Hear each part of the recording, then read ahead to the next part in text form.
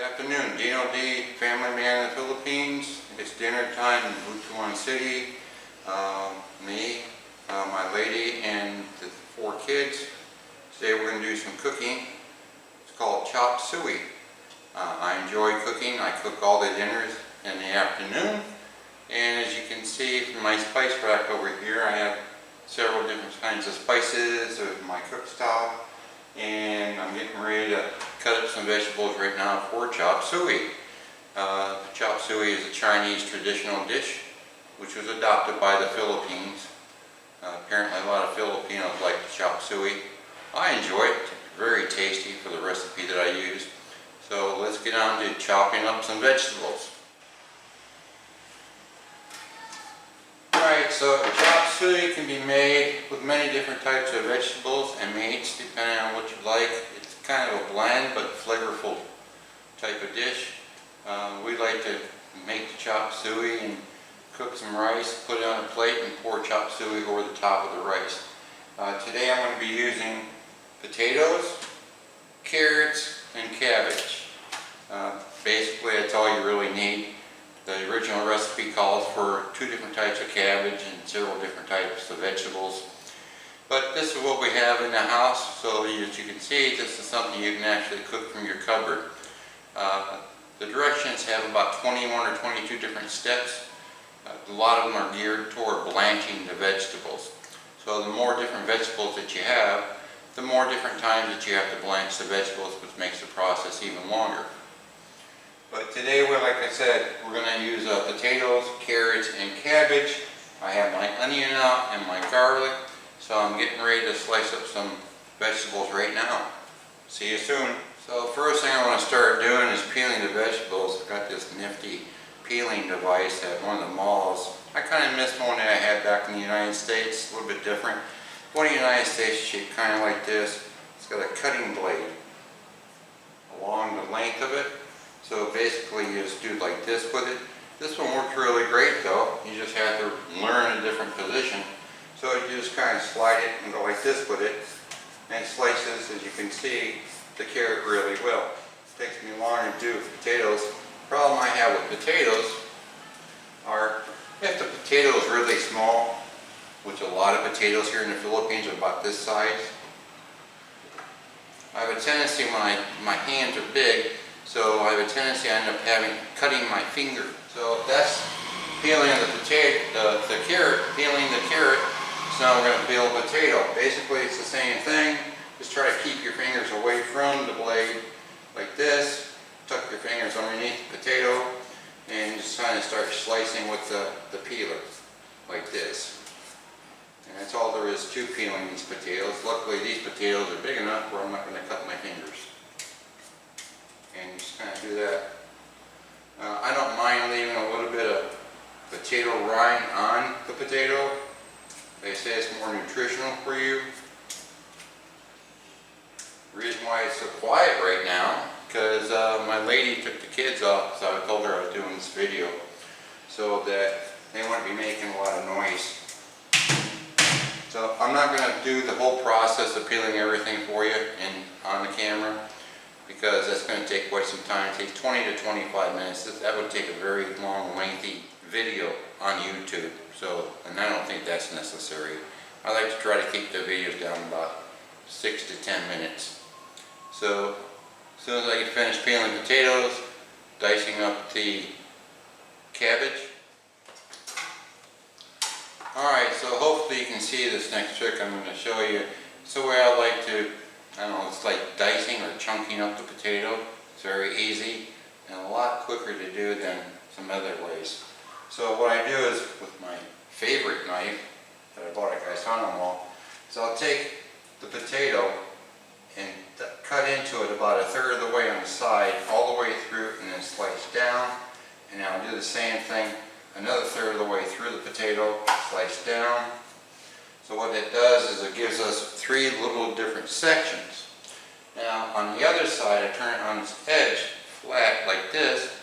And so then what I do with it then, let me turn it over here, is I'll do the same thing over here. About 1/3 of the way I pierce the potato, cut down, another 1/3 of the way pierce the potato, cut down. Now you're ready to make some chunks. So basically what you're going to do is you're just going to slice the potato across there like that, and it's going to come off in chunks. And they're all going to be even. See how that's doing? As you can see, now we have potato chunks. See, they separate very easily into chunks. So that's all done there. Now I have another potato to do, and I have a carrot. What I like to do with the carrot, slice it right down the center of it, and then I'll cut it up in pieces, and then that's all done with the carrot. Coleslaw is pretty easy. Cabbage is pretty easy to deal with. Your cabbage, all you're going to do with your cabbage is I have to take the core out of this. So my method is to take the core out. I just slice along the length on one side of the core, along the length on the other side of the core. And then you got this small piece here to deal with that still has the core. So again, you just take your knife, put it on the edge at an angle, cut like that. Now all the core is removed. And the cabbage is ready for some dicing. So all you do basically now, because cabbage is like lettuce, it's a leaf wrapped around each other. And then what you do is just basically slice like that, and now you got your little piece of the cabbage. It's not a difficult process. A lot of people just don't think about it. I'll be back with you for the next step, which I'm going to be doing garlic and the onion slicing. Okay, so now we're back. We're going to start doing the onion. It's very small onion, of course, doesn't take much. I slice the onion in half after it's peeled, like that, turns on edge. Very difficult to see in the camera. Now I just start slicing like this. Turn this one on its edge and slice like this. When you're slicing the vegetables, you want to try to make the vegetables the right thickness for when you cook, so that they're all finished at the same time. Each vegetable takes a different period of time to cook. Alright, so as you can see, we have the cabbage, the carrots, potatoes, all diced up, ready to go. The onion and the garlic is all sliced and diced up and ready to go for the pot. Next thing I like to do is I'm going to cut the chicken into pieces. I prefer to cut the meat after I do the vegetables. I don't have to keep washing the cutting board and the knife. So next thing I'm going to do is start slicing some chicken thighs. As you can see now, I have 4 chicken thighs on the chopping block or cutting board, whatever you want to call it. 1, 2, 3, 4. And we're going to take the skin off of the chicken so that it's not put in the food, which makes it less fatty, less cholesterol. That's pretty simple to do. Just basically pull the skin right off of the thigh. Just grab the edge of it, pull it off, and it comes right off. Now there might be a little bit left on there. You can always take a knife and trim it to your liking. I like to leave the fat. You can see a little bit right there. You can see this. That's basically chicken fat, which helps very flavorful and helps make everything more tasty, as you might say. And it's more of a natural fat than anything else. Alright, so I've got the chicken rinsed off. So I want to show you what I do here to trim the meat. From the thigh bone is you have it right side up, but then what I do is I take the thigh bone and flip it over, and you can see where the thigh is at. Basically, I put the knife blade next to the bone, hold the bone sideways to where the meat is tight, and then just slice right off like that. I do the same thing on the other side, flip the thigh bone over, get the knife near the bone on both ends, and slice, and there's the chicken meat bone. And there's the chicken meat off the bone of the thigh. Now inevitably there's always going to be that extra little piece on there. So basically turn it sideways again, take your knife, and start slicing, and there it's done, incomplete. So we have 3 more to do. Alright, as you can see, I have a pile of chicken cut up in small pieces, and this is basically what you're going to end up with when you do the method I use to cut the thigh meat off with the thigh bone itself. It's pretty simple, it's pretty easy, and it works quite well. Alright, so now we have our vegetables, the carrots, potatoes, coleslaw. We have our chicken thigh cut up and sliced. There are 4 chicken thigh bones in the back over here, which I like to put into with the cooking process because I think that it adds more flavor to the sauce. And we had our onion and our garlic. So now we're all done with all the prep work, thank goodness. Now we can start the rest of the cooking process. 3½ cups of water in the pot. Basically, we're going to be blanching the vegetables first. Alright, so now our water is boiling, ready for the vegetables to be placed in there. So we're going to put potatoes and carrots in here, and it's about 3 minutes. That means they're going to blanch, is all they're going to do. So we'll drop these on in here, carefully so you don't splatter. Try to get all the potatoes, they're kind of hiding up underneath the cabbage here. Carrots are a little bit easier to get to. They're on the top. When I get finished with this, then I put the cover back on the pan. You want to use a large pot for this, pan or a pot, because of everything that you put in there. I know it seems like a very difficult task, but really it takes a lot less time than what you think. A lot of the prep is dicing, cutting up the vegetables, the onion, the garlic, the meat. Once that's done, which is what I like to do before I start cooking, everything is ready, and then just start cooking. So let's put the lid back on the pot here and let that start boiling again. We'll wait in about 3 minutes of boiling to blanch the vegetables. Then we'll take it out and put it in a strainer, holding back the broth from the potatoes and carrot. Alright, so it's been about 3 minutes now, so we'll go ahead and get the vegetables out of the boiling water because they're blanched long enough. Turn off the cook stove. Take off the lid. And I have this dandy little slotted device here for straining the water out, or draining the water out when I get the vegetables out of it. And just put it in the strainer. Now, the recipe says to blanch several different types of vegetables at separate times. The reason why it does that is because, like I said previously, different vegetables have different cooking times depending on their density or hardness, you might say. So the next step here is we're going to put a cube of chicken cube in this hot water for it to dissolve, and then we're going to start sauteing the onion and garlic in a separate pan. So you want to use 2 separate pans for this, otherwise you got to take this vegetable broth, put it in a separate bowl, and then cook or saute the onion and garlic into a separate, saute the onion and garlic in the same pan if you only have one big pan. So this is the chicken cube that we get over here, Nor brand I believe it is. And we just drop that in there and let it sit. Then we're going to put this on the back burner, cover it up, let that chicken cube dissolve, get us out another pan. So our next step is going to be to put some canola oil, with a brand new bottle here. I have to take the lid off and pop a little protective cover off of it. Put some canola oil in there. Put our lid back on maybe. Start the heat again. You really don't want to saute your onion and garlic very fast because then it burns.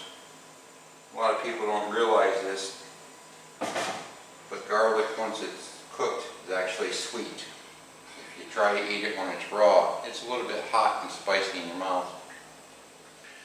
I always use purple onion. I fell in love with these many years ago when I was in the States, US, and they have a nice flavor, crunchy taste when you put them like on a hamburger or eat them raw.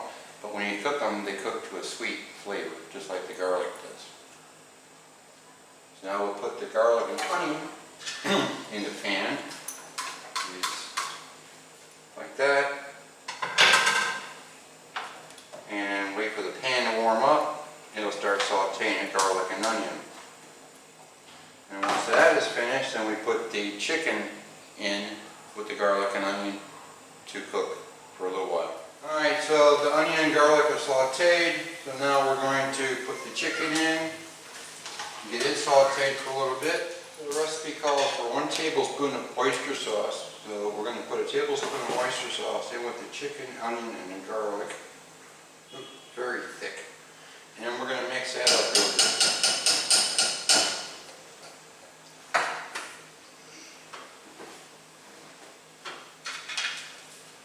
So it all cooks together. Looks like it's mixed pretty well. And now we're going to stir the bouillon, or the chicken cube, get it completely dissolved.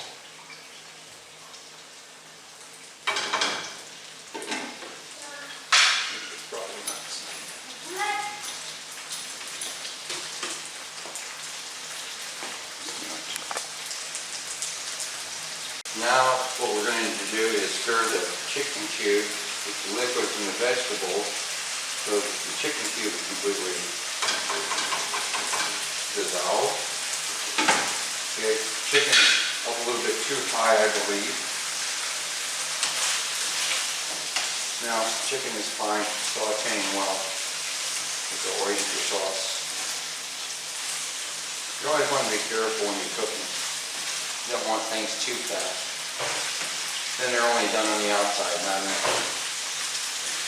When we finish this goes back in vegetable broth with the chicken bouillon cube.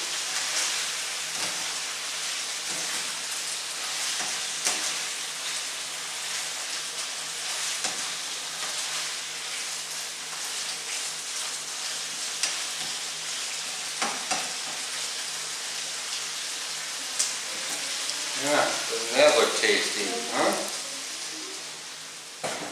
Not a whole lot of spices to this. So we're adding some salt and pepper right now.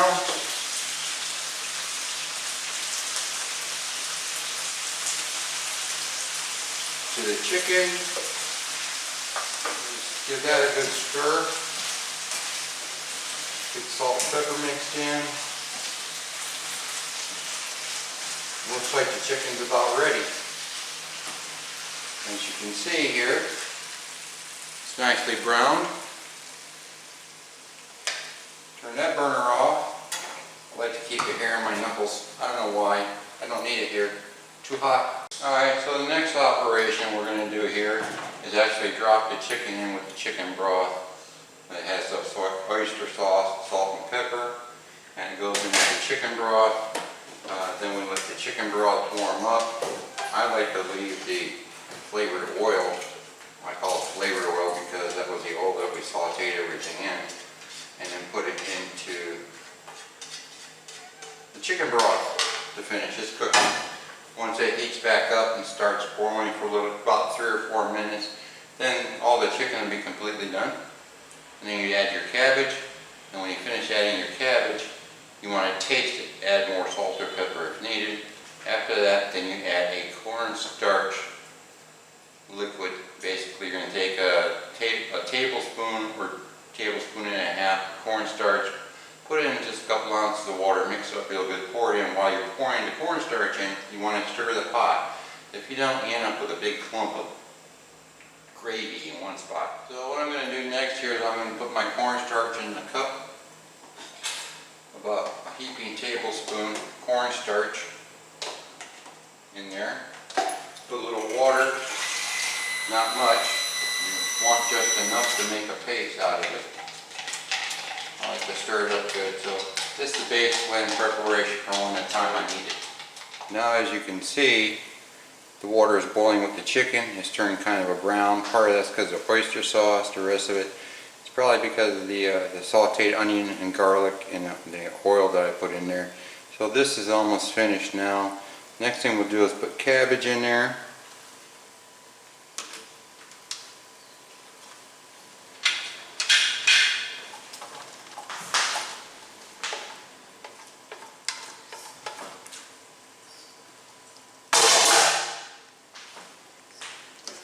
going to give it a quick stir. Yes, there's a lot of cabbage. I cooked more cabbage than what I had intended on doing. And then we put the potato and carrot in with the rest of the kids in the pan. Give it a stir.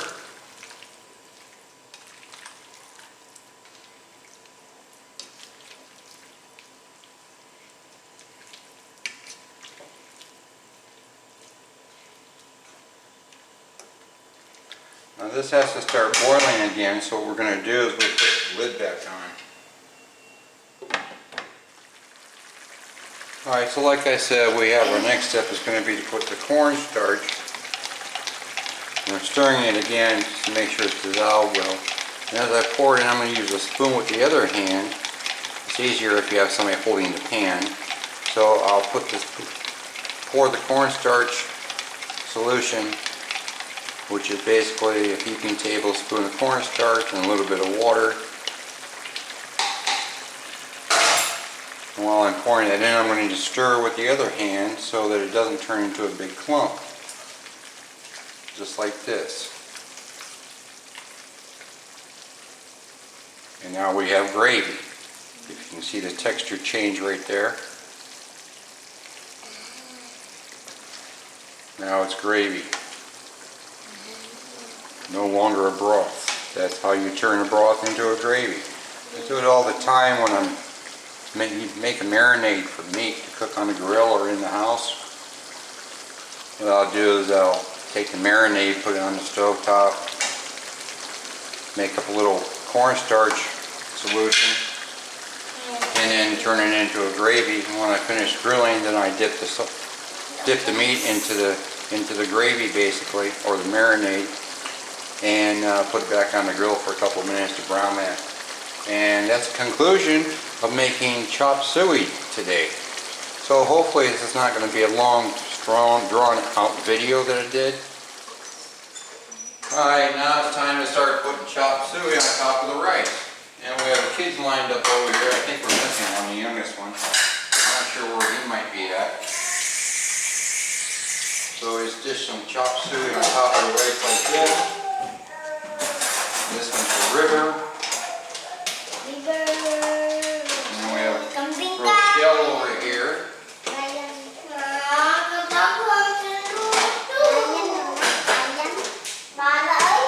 Brian is not standing here yet. So I will get Brian when he comes, okay? And take that. Bye. Ryan. So here's Ryan's plate. He's incapacitated right now, busy. He's the 4-year-old in the bathroom singing.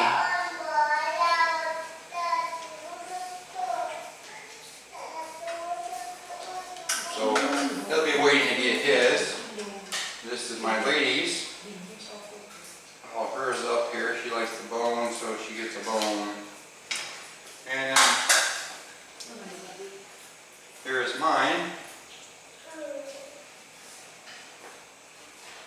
We still have plenty of left over here if you'd like to come over for dinner. And there's our 3 plates of chopped suey on rice. Time to eat.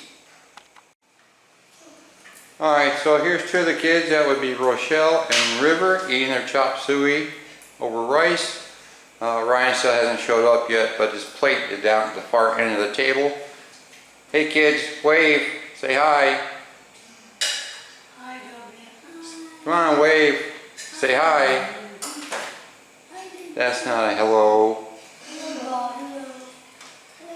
There's that face. So is it yummy? Okay.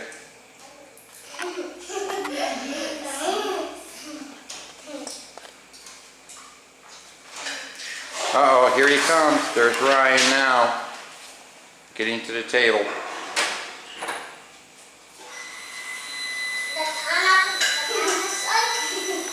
That is most of the family, so we'll see you later. Thank you for viewing.